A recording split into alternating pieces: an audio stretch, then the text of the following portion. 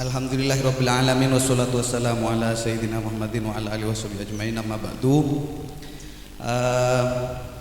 Saya langsung memperkenalkan ketiga moderator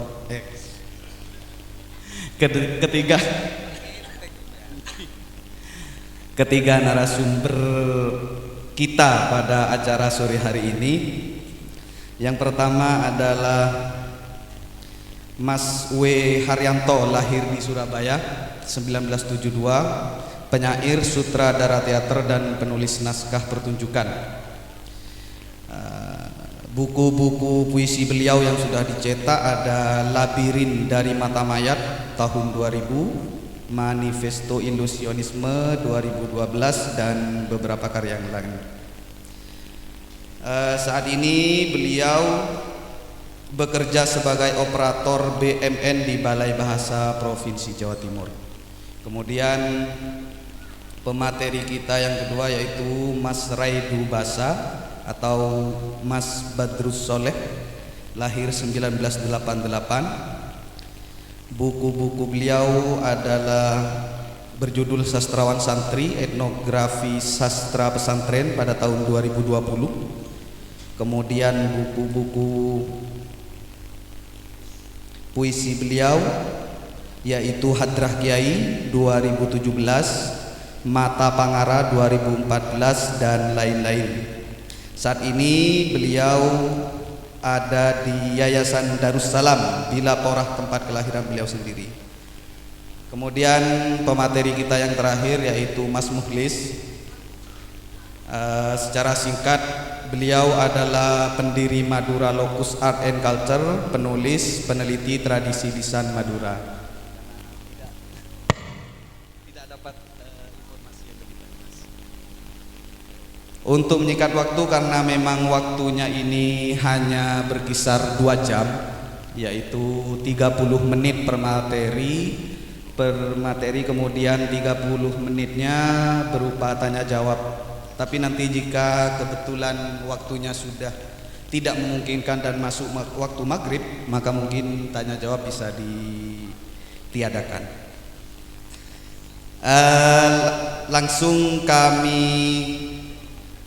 persilahkan kepada Bapak W. Haryanto untuk menyampaikan materinya terkait materi yang akan disampaikan pada sore hari ini. Dipersilahkan.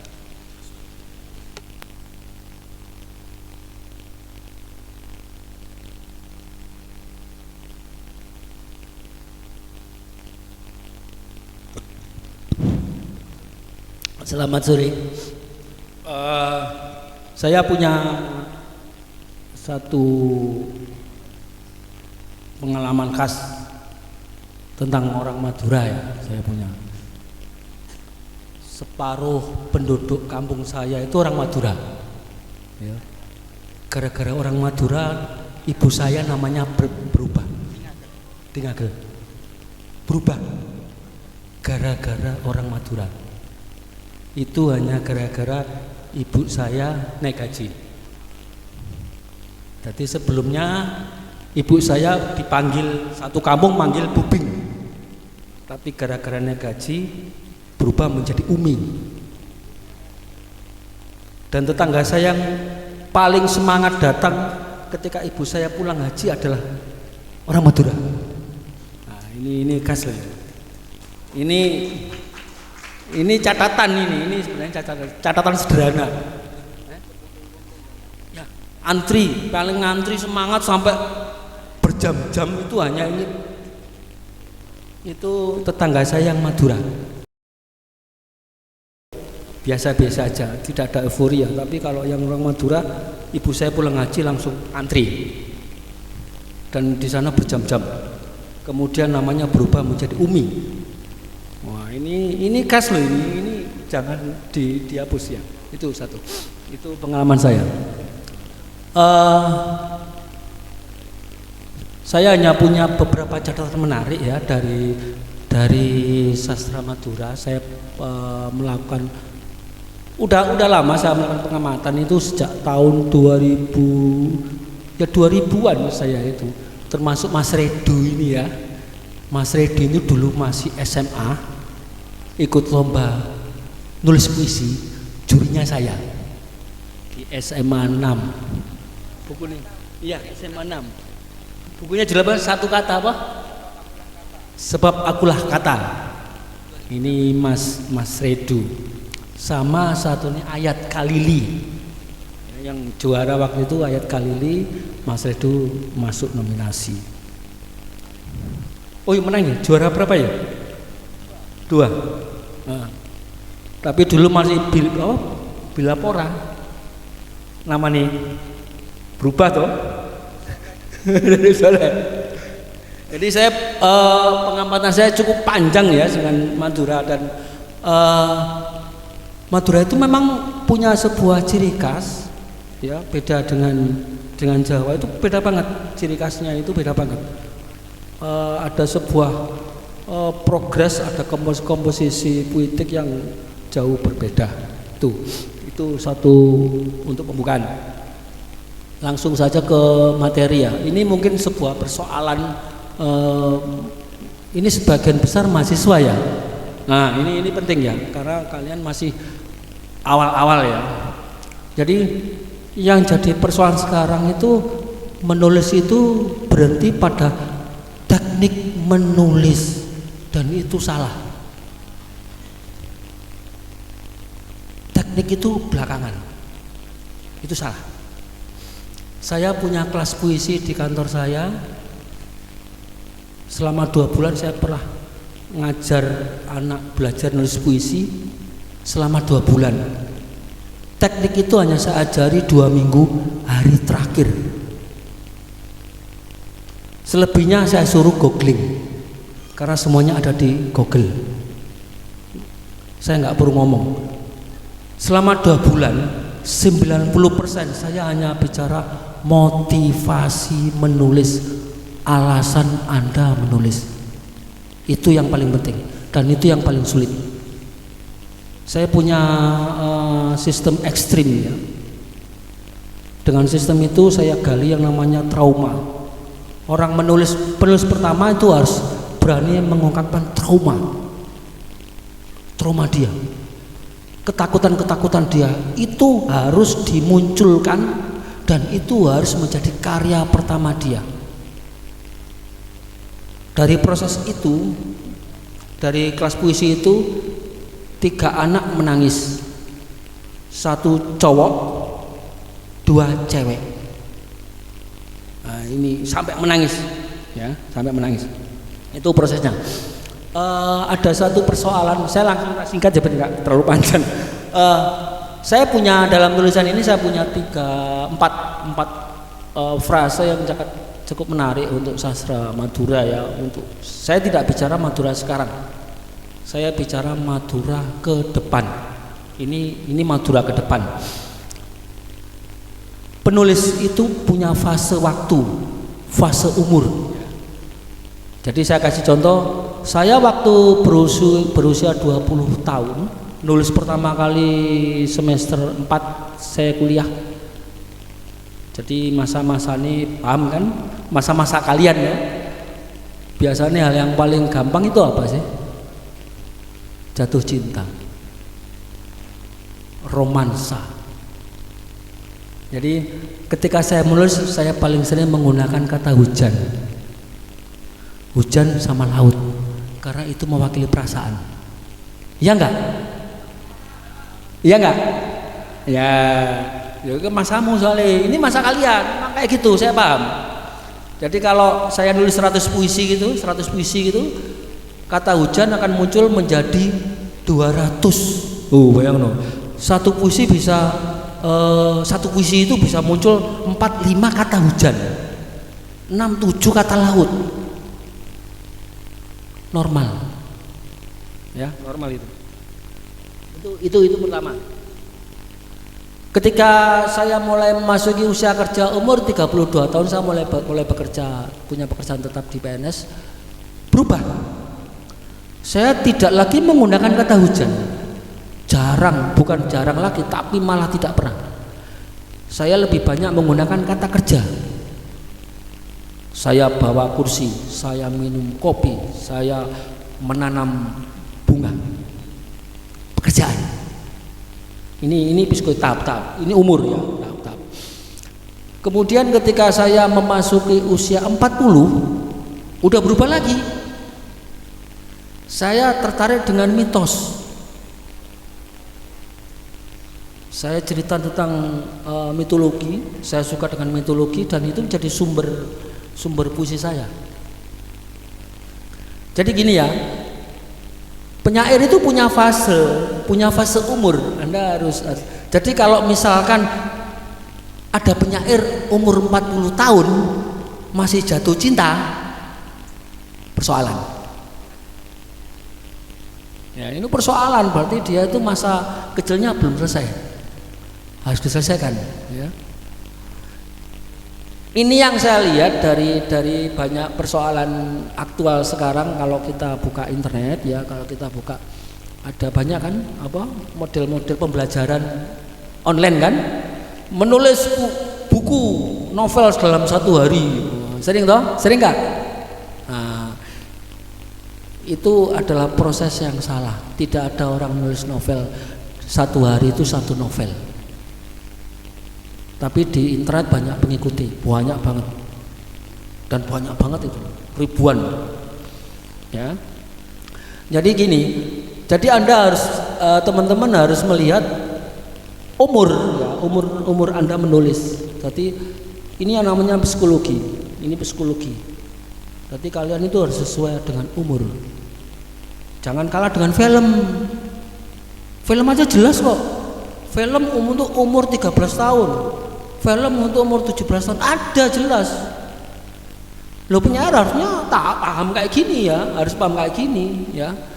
Jangankan saya, penyair sekelas Subagio Sastrowardoyo atau Rendra mungkin yang lebih contoh konkret Rendra ya. Rendra ketika dia masih mahasiswa di New York, dia itu memberi kesan puisinya itu seperti orang yang pergi ke tempat pelacuran. Blues untuk Bonnie. Itu pornografi itu, dan itu logis di New York itu memang kayak gitu kondisinya, memang kayak gitu, dan itu sesuai dengan umur Rendra ketika dia waktu itu masih umur 20 tahunan. Tapi ketika Anda baca buku Rendra yang terakhir, Doa untuk Anak Cucu, dia benar-benar seperti seorang kakek ketika dia umurnya 60 tahun. Dia tidak seperti ketika dia masih di New York. Berubah, ada sebuah perubahan. Ini yang harus kita pahami ya dalam menulis, mungkin dalam proses pembelajaran di sanggar atau di komunitas. Ini harus kita gali, bukan teknik menulisnya, tapi ke psikologinya. Anda mau apa? Anda hidup ini, alasan Anda hidup itu apa? Itu yang pertama, itu yang penting ya. Dengan itu Anda akan menemukan yang namanya alasan Anda untuk menulis. Ya, itu persoalan pertama di dalam menulis. Tahap kedua adalah saya bicara tentang Pasar Gembong. Ada yang tahu Pasar Gembong? Pasar Gembong Surabaya? Ada yang pernah datang ke sana? Hobi ke sana? Hobi. Di sana itu ada sebuah ciri khas dari Pasar Gembong. Pembelinya itu penjualnya itu datang ke kampung-kampung. HP, kemudian mereka membeli barang-barang bekas, kemudian mereka bersihkan, dijual lagi. Pembeli kedua itu sama kelas sosialnya, sama orang-orang kampung itu juga. Kemudian kalau dia udah bosan, dijual lagi ke Pasar Gembong, dibeli lagi ke komunitas lain. Ini dunia sastra kita yang sekarang. Barang bekas, sesuatu yang tidak pernah menjadi karya mendunia. Kenapa? Ya karena itu tadi. Pertama, berpikir tentang teknik itu salah gitu. Teknik menulis, tapi bukan kepada sisi kejujuran menulis, motivasi menulis, alasan menulisnya itu kecil ya, tekniknya yang besar. Saya kasih contoh Agatha Christie. Pernah dengar Agatha Christie? penulis populer yang sangat terkenal di Amerika, populer. Dia punya motivasi yang sangat luar biasa tentang motivasi. Dia cemburu sama suaminya. Dia cemburu suaminya itu selingkuh, kemudian dia stres, naik mobil sendirian, mobilnya masuk ke sungai. Tapi dia selamat. Tapi dia tidak pernah mengabarkan ke suaminya, kepada keluarganya bahwa dia itu selamat. Kemudian dia bersembunyi, berhubung Agatha Christie ini orang kaya kan, dia masuk orang kaya, dia punya sumber daya SDM, dia bersembunyi di perpustakaan selama 8 bulan. Dan selama 8 bulan itu dia membaca buku KUHP. Bayangkan, penulis sastra baca buku KUHP, masalah hukum. Setelah itu dia menulis tentang novel kriminal. Motifnya kuat banget. Kriminal pembunuhan antar sepasang suami istri karena cemburu.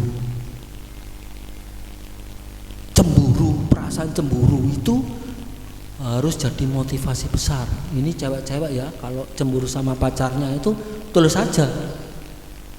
Karena cowoknya akan malu seumur hidup. Tahu kenapa? Karena bukunya akan abadi, ditaruh di perpustakaan, dibaca oleh umat manusia sampai 100.000 tahun. Padahal pelakunya udah meninggal. Yo, gitu, harus gitu.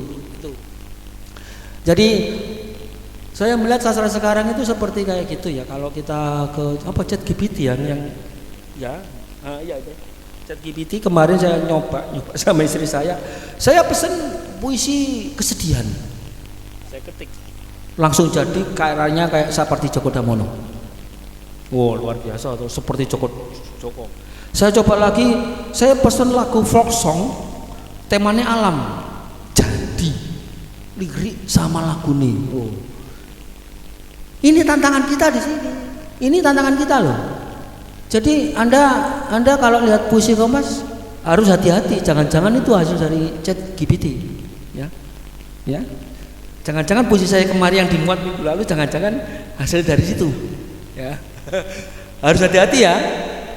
Karena yang penting alasan itu yang membuat karya kita itu khas dan itu kuat dan itu nggak bisa di internet nggak bisa masuk. Kenapa? Input persoalan kita belum masuk ke sana. Jadi gini, internet itu tergantung dengan inputnya. Kalau kita nginput materi kita, itu akan muncul. Jadi kalau kita nggak pernah nginput, itu nggak akan. Jadi kekhasan diri kita yang penting. Itu kunci. Dan khas itu kuncinya adalah persoalan pribadi Anda sendiri. Seringkali kita tuh malu loh. Anda malu nggak kalau Anda punya trauma dan trauma itu dibaca sama teman Anda? Malu nggak? Malu nggak? Harusnya nggak malu. Berbahaya malu itu. Harusnya itu jadi materi menulis. Itu menjadi karya pertama. Trauma teman-teman itu harus jadi karya pertama, jadi buku pertama kali. Trauma itu materi kedua ya. Jadi karya sekarang itu seperti daur ulang kalimat, diulang-ulang. Orang nulis puisi kayak Sapardi, udah kayak Sapardi semua, kayak Khairil semua. Dan itu sampai kiamat. Udah deh sampai kiamat. Orang nulis kayak Khairil Anwar itu sampai kiamat, kayak gitu terus.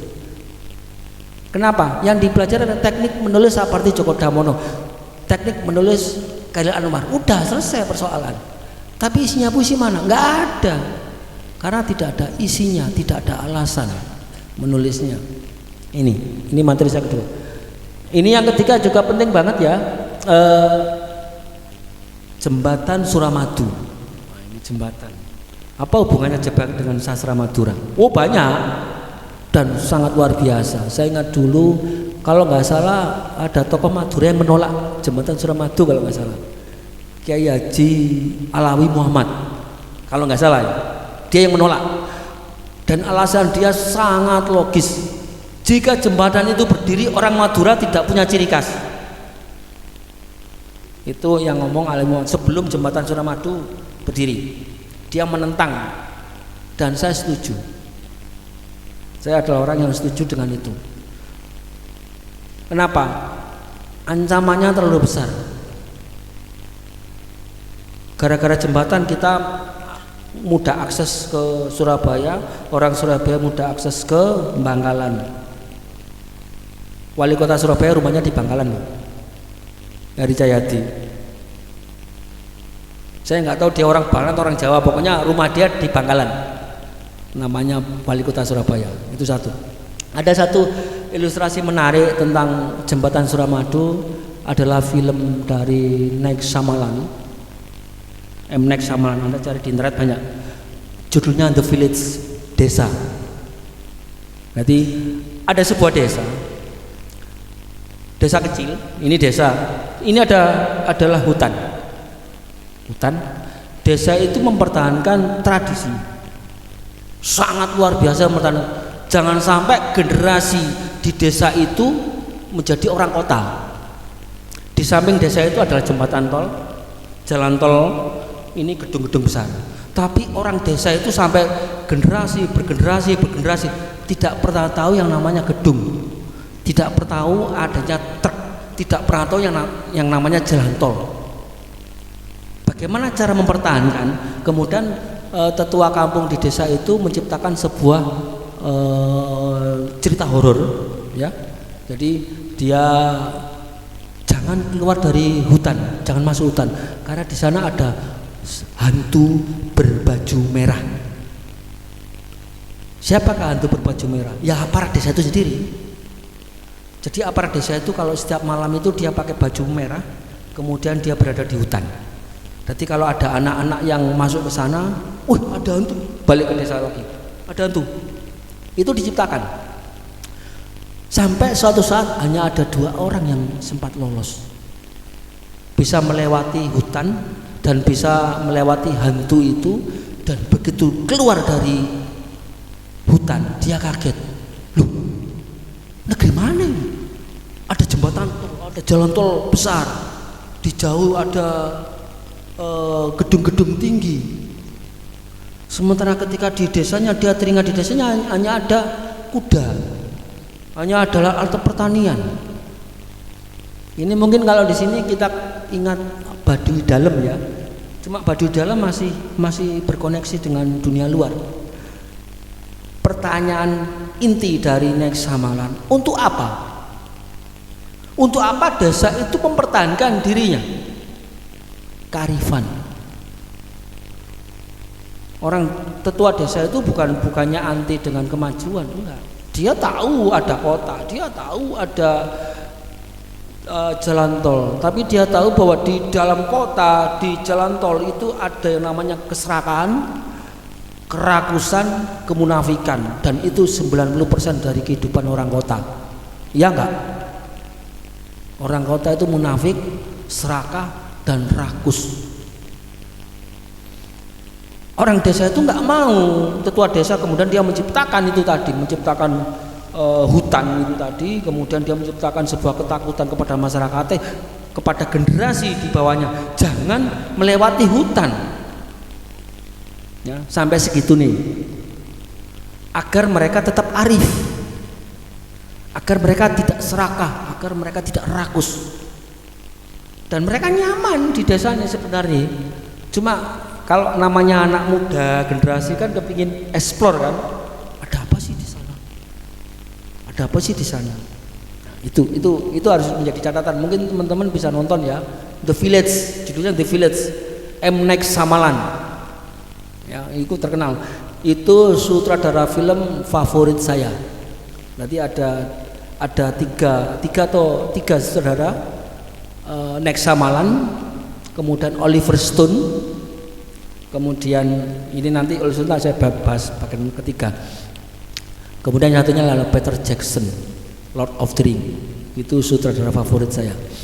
Nah, itu tentang jembatan. Jadi kalau kita bicara jembatan itu memudahkan kita dalam akses ekonomi, memudahkan kita dengan perubahan.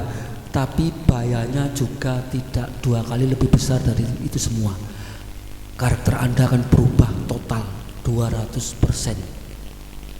Jadi kalau Anda pergi ke ITC, ya, ITC itu saya tulis ya di sini di makalah saya, kalau misalkan Kia Sadat pergi ke ITC, ya, ini ada di makalah saya. Ki Sadat pergi ke ITC, dia itu tidak beli laptop. Anwar Sadat akan berubah menjadi perpaduan antara vampir dan likan. Dan itu tidak disukai sama, kalau Anda nonton film Harry Potter, tidak disukai sama kaum Slytherin. Gitu? Darah dalam lumpur. Apa ini orang campuran? Harus murni. Madura itu Madura itu harus murni dalam arti pemikiran, nggak boleh istilahnya campur-campur. Ya nggak apa-apa, kita bersosialisasi dengan dunia lain. Dan jembatan Suramadu itu berbahaya menurut saya jika mentalitas kita itu tidak siap. Kita harus siap menghadapi situasi bahwa kita akan menghadapi dunia yang lebih besar, dan itu bukan pekerjaan gampang. Karena paling sering dari kita itu paling gampang kena yang namanya euforia. K-pop datang rawami, apa sih K-pop? Apa sih unggulnya K-pop? Padahal K-pop sama telenovela Indonesia kan sama aja dengan tersanjung 1 sampai 12.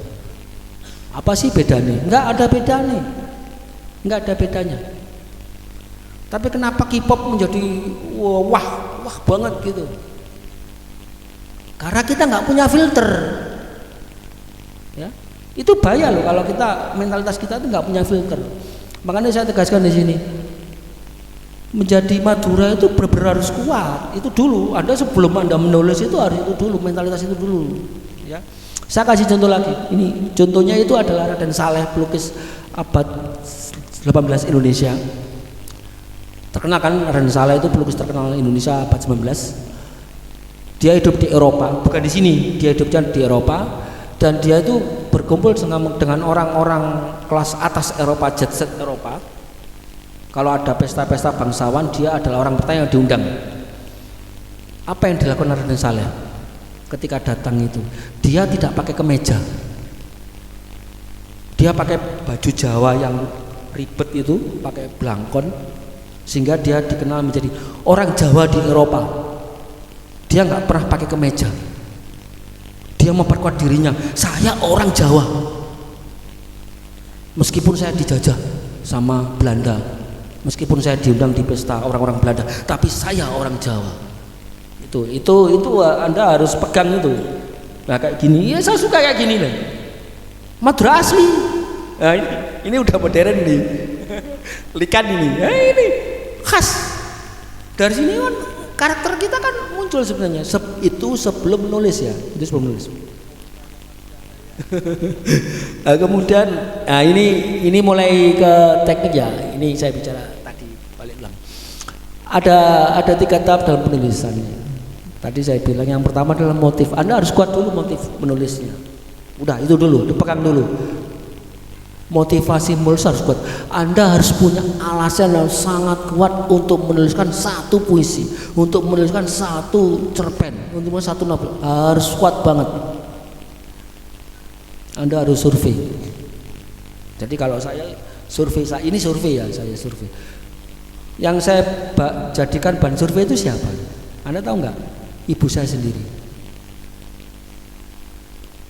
Ibu saya yang saya jadikan survei. Kebiasaan ibu saya yang saya jadikan bahan mentah. Ibu saya kan orang Kejawen ya. Tadi kalau mau pergi ke pasar itu lihat hari. Tadi kalau mau keluar rumah itu berdiri di rumah. Ini hari apa? Hari Kamis. Hari Kamis itu ada 2 pasar. Di sebelah utara Pasar Pucang, di sebelah selatan Pasar Wonokromo. Kalau hari Kamis ditentukan dalam weton harus ke selatan, maka ibu saya akan pergi ke Wonokromo, padahal dia butuhnya ke Pucang. Oh masih ada ya? Oh itu khas banget itu. Jadi kalau itu nggak sesuai nggak berangkat, harus ditunda esok harinya. Itu saya catat. Kemudian yang kedua adalah bapak saya. Bapak saya mengalami sebuah traumatik G30 SPKI. Wah ini momennya tepat sekali nih, G30 SPKI.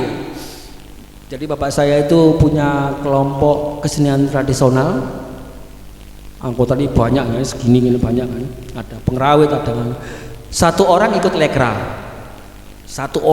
lekra, semuanya dibantai.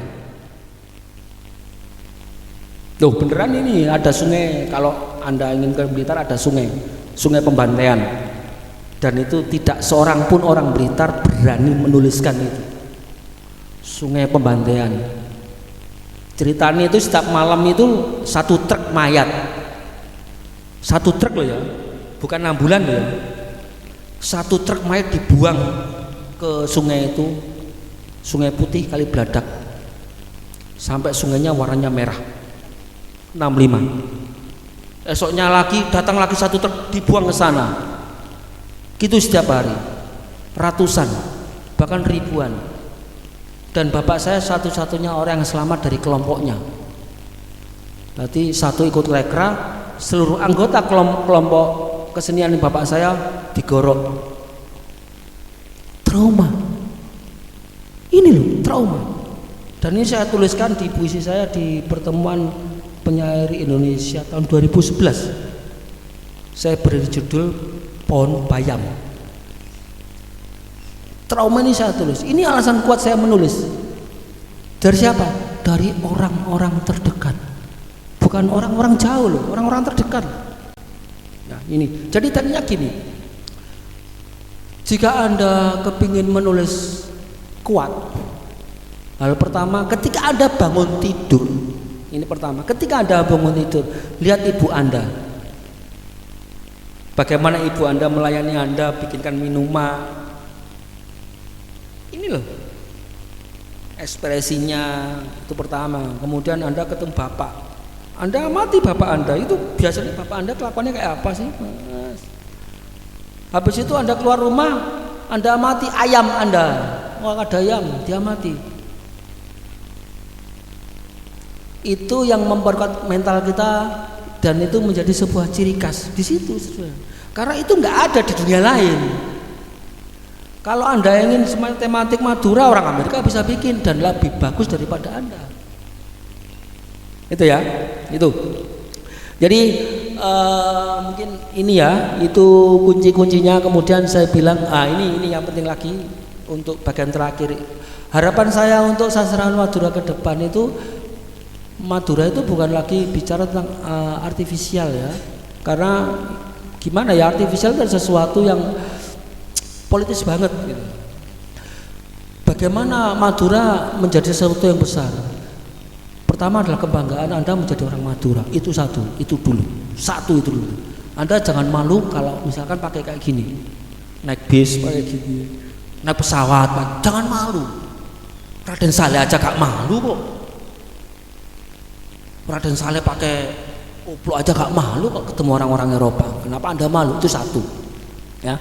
Kemudian kedua, Anda harus menciptakan sesuatu yang menjadi antitesis sejarah, lawan sejarah itu, lawan anggapan-anggapan umum yang menjadi sebuah sejarah. Ya, misalkan katakanlah, oh Madura ku disebut kayak gini, Anda harus melawan itu. Nah, ini salah satu contoh adalah sutradara yang saya kagumi yang kedua ada Oliver Stone. Ya, Oliver Stone.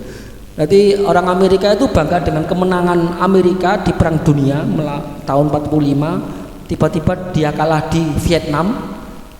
Tapi ketika dia kalah di Vietnam, dia malu, orang Amerika malu menunjukkan kekalahannya. Dan hanya ada satu sutradara yang berani membalikkan kenyataan bahwa Amerika itu kalah. Anda harus lihat film Platoon, Oliver Stone. Digambarkan tentara Amerika menjadi orang-orang stres. Itu ya. Jadi itu adalah 4 tahap dan Anda harus melewatinya. Ya itu. Terima kasih. Terima kasih yang beliau sampaikan dari 4 hal yang perlu diketahui oleh sastrawan Madura.